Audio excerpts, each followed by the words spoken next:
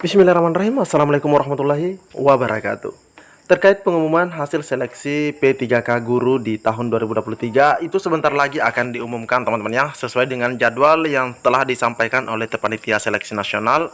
Insya Allah jika tidak ada halangan teman-teman ya, jika tidak ada kendala, itu akan diumumkan pada tanggal 6 sampai dengan 15 Desember 2023.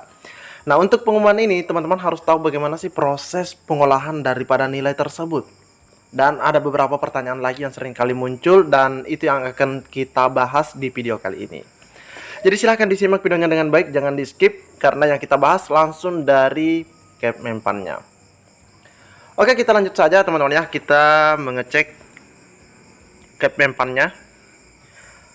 Oke, kita bisa lihat di paragraf ke-6. Di paragraf ke-6 ini diinformasikan atau disampaikan ya, terkait pengolahan hasil akhir. Ingat ya, hasil akhir seleksi kompetensi. Di paragraf 6 pasal 33 ayat 1 menyatakan bahwa pelamar dinyatakan lulus seleksi jika memenuhi nilai ambang batas dan atau berperingkat terbaik. Nah, ini nilai ambang batas dan berperingkat terbaik itu berlaku untuk P4, sedangkan kalau berperingkat terbaik itu hanya berlaku bagi P1 sampai dengan P3 ya. Tapi kalau P4 itu harus mencapai nilai ambang batas dulu. Setelah nilai ambang batasnya terpenuhi, maka akan dilihat siapakah berperingkat terbaik atau memiliki nilai tertinggi. Istilah begitu teman-teman ya. Di ayat kedua, nilai ambang batas dan kelulusan seleksi sebagaimana dimaksud pada ayat 1 ditetapkan oleh Menteri. Pelamar dapat diberikan penambahan nilai seleksi kompetensi teknis apabila, nah ini, bisa diberikan tambahan nilai apabila memiliki sertifikat kompetensi dan atau ketentuan lain yang ditetapkan oleh Menteri. Nah, misalnya kalau guru ada istilah sertifikat pendidik teman-teman ya, ada sertifikat pendidik. Nah, itu kan sudah disetujui untuk dijadikan sebagai afirmasi atau penambahan nilai sebesar 100%. Nah, itu kan disetujui teman-teman ya. Nah, sebenarnya masih ada tambahan nilai selain daripada sertifikat pendidik ini juga. Selanjutnya, nilai ambang batas sebagaimana dimaksud pada ayat 1 terdiri dari kompetensi teknis, kompetensi manajerial dan sosiokultural, serta wawancara. Jadi untuk teman-teman dari P4 itu wajib untuk mencapai 3 kelompok soal ini teman-teman ya. Harus NAB. Jenis dan bobot sertifikat kompetensi sebagaimana dimaksud pada ayat keempat. Nah, ini terkait sertifikat diusulkan oleh instansi pembina. Jadi instansi pembinanya, misalnya kalau guru kan instansi pembinanya itu adalah Kemendikbud. Nah, itu mengusulkan untuk jabatan fungsional tersebut untuk mendapatkan persetujuan. Misalnya Serdik, boleh tidak ini dijadikan sebagai dasar untuk mendapatkan nilai kompetensi teknis 100%. Nah, seperti itu teman-teman, itu diusulkan juga. Di ayat ke-6, nilai ambang batas kompetensi teknis diberlakukan. Jadi nilai kompetensi teknis diberlakukan pada kumulatif nilai seleksi kompetensi teknis baik dengan CAT, baik teknis tambahan dan nilai tambah. Nah, nilai tambah inilah yang kita bahas tadi di poin-poin atas, yaitu Serdik. Dan seleksi CAT ini ya, ini yang pernah teman-teman ikuti beberapa hari yang lalu, bahkan masih ada ya yang berjalan sekarang. Nah, terkait seleksi kompetensi teknis tambahan ini hanya berlaku di beberapa instansi ya, atau kementerian. Kebetulan yang admin tahu untuk seleksi kompetensi teknis tambahan ini, kalau guru itu berlakunya di Kemenak ya. Kalau di Kemendikbud, admin belum mendapatkan informasi apakah ada atau tidak. Dan di Menpan RB, di Kementerian Pan RB, di BKN, di BPS juga berlaku seleksi kompetensi teknis tambahan, teman-teman ya.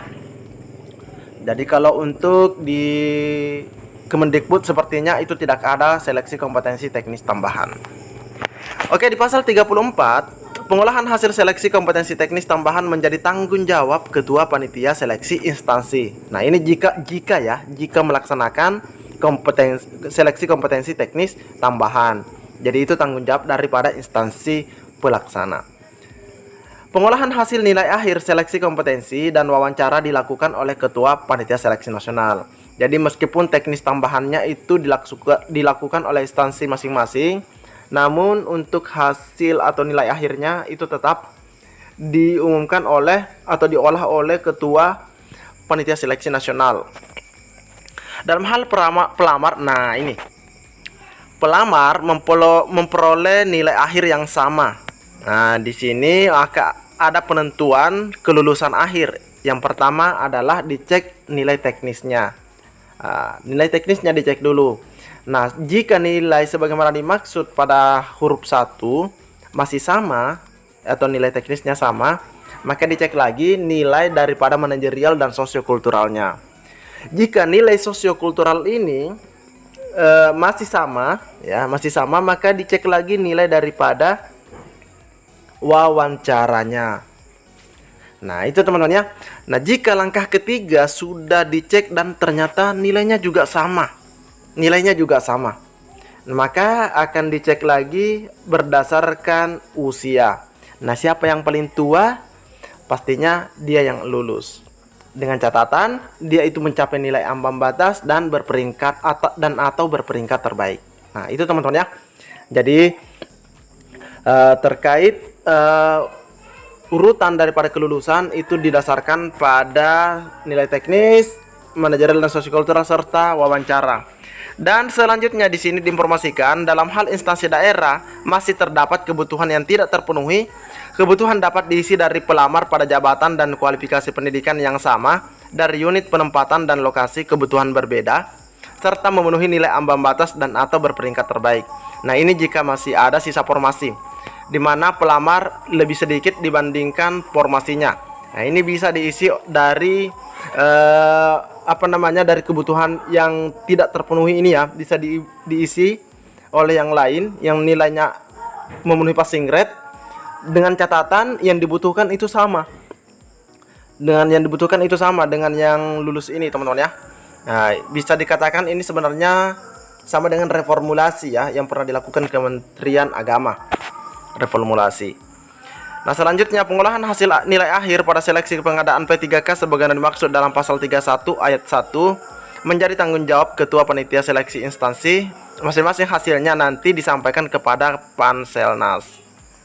Pengolahan hasil nilai akhir sebagaimana dimaksud dalam pasal 34 ayat 2 disampaikan kepada Ketua Panitia, instansi masing-masing, tim pengarah dan tim pengawas secara daring. Jadi inilah proses pengolahan nilai, bahkan ada istilah reformulasi sebenarnya ya jika dilihat di ayat keempat di pasal 34 ini.